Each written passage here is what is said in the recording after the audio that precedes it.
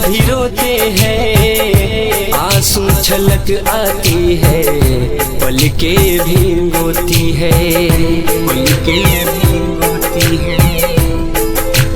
हो समझाऊं दिल को फिर आँख रुलाती है, भूल न चाहा फिर याद सताती है।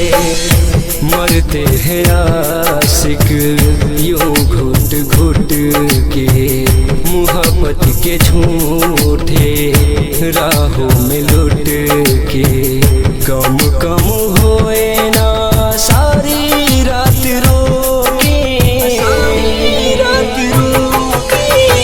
किससे बता दूं हाल ये दिल के, कैसे मिटा दूं दाग ये दिल के।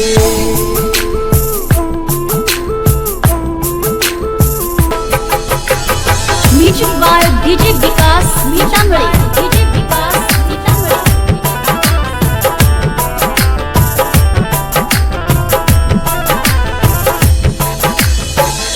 हंस के हंसा के खुशियाँ बढ़ाते हैं, करके हजारों वादे दिल को दुखाते हैं, दिल को दुखाते हैं।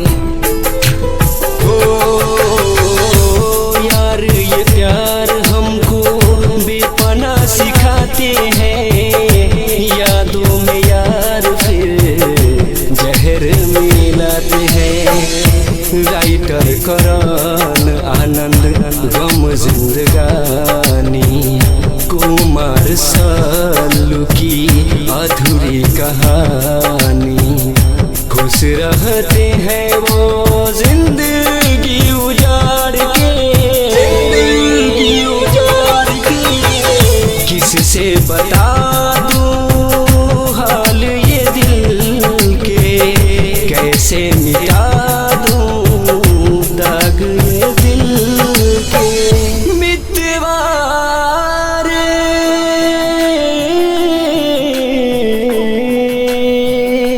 मितवा